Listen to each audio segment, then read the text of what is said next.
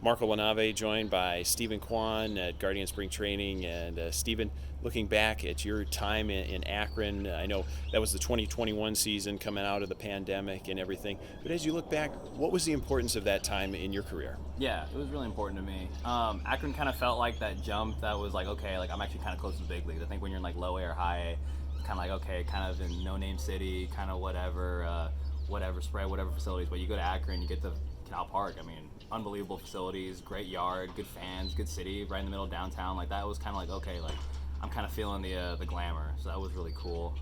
But yeah, kind of being with all the guys. They have real experience with the big leagues. Talking about Rugi and all them. Extremely instrumental for how I got here. And Ruglis Odor, now, I mean, he's been in this organization for so many years.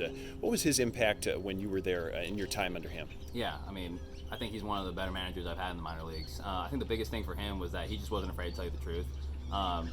He didn't care, like, he didn't want to sugarcoat things. It was, he wants to help you, and he thinks helping you is telling you what you need to hear. And I always appreciated that. He never shied away from telling you when you need to pick it up or be a little more professional. So I really appreciate that. What was his message to you at the start of the season, what he saw from you going into that year? Yeah, it was just play hard. We know what kind of player you are. Don't try to change anything just because the lights are a little brighter.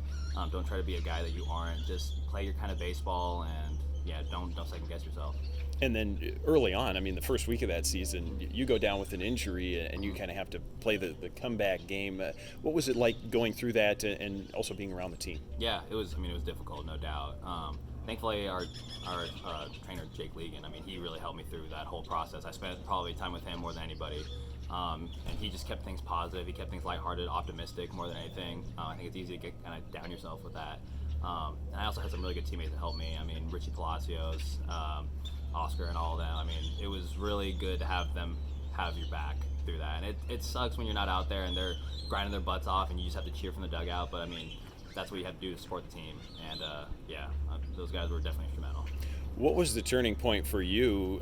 Because by a certain point that year, it was clear that you were the toughest out in the lineup, and you just found something at the plate too. Yeah, I think it was something before the season in spring training. I had kind of a swing lab in the cages, and we kind of restructured the swing a little bit.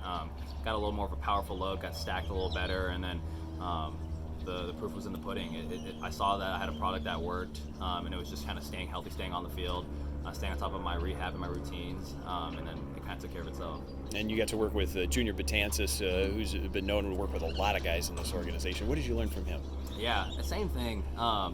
It was definitely a new swing that I was working on, so I was trying to be really mechanical, trying to be really fine with a lot of stuff, but his thing was just, see the ball, hit the ball, make it simple, don't overthink yourself. You can definitely think yourself into slumps and think yourself into weak contact. And his thing was just, if you're ready for a good fastball, then you'll be ready for everything else. So his BP was, I think, a little tougher than everybody else's that I faced, but that was good. Get you game ready. Once you were able to prove yourself at that level, what kind of confidence did that give you going forward? Yeah, it was a huge affirmation. Especially kind of growing up with like confidence issues in the game of baseball. You need a little more affirmation, or I need a little more affirmation than I think probably other people do. And to see that continued success time and time again was really affirming. And again, kind of having all the coaches tell you, like, just keep doing it. You're in the right direction, but you just got to stay healthy. That was really positive for me.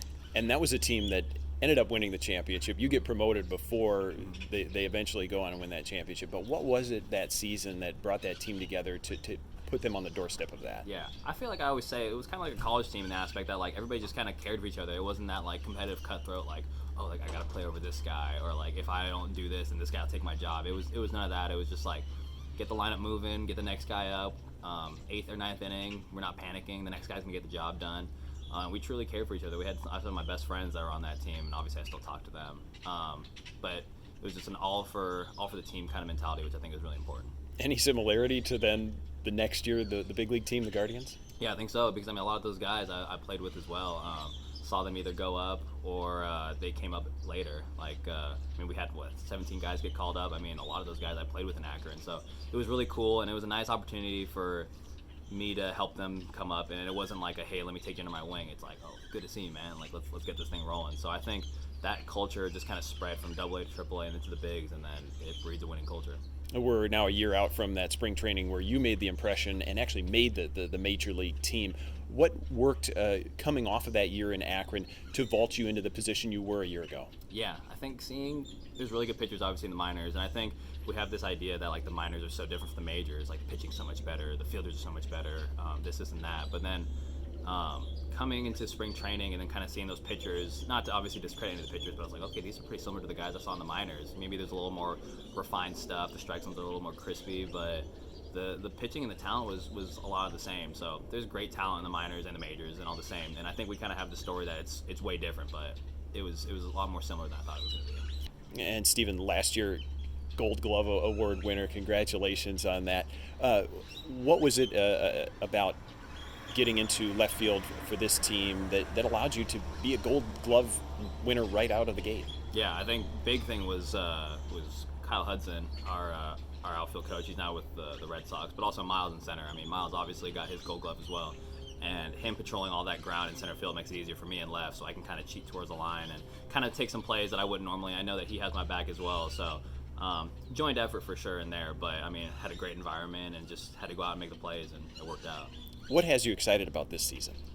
I mean, we got basically the same amount of guys, the same group, the same core. We obviously are missing a couple guys.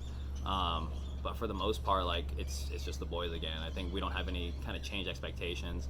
I know last year it was kind of like we came out of nowhere kind of thing, but I don't think we're taking that too heavily on our shoulders right now. I think we do a good job of taking it day by day, and yeah, we'll see where it ends up. Well, Steven, we're very proud of you all in the Akron area, and congratulations on your success so far. Best of luck this spring and going into the season. Yeah, appreciate you. Thank you. That's Steven Kwan. This is Marco LaNave for the Akron RubberDucks.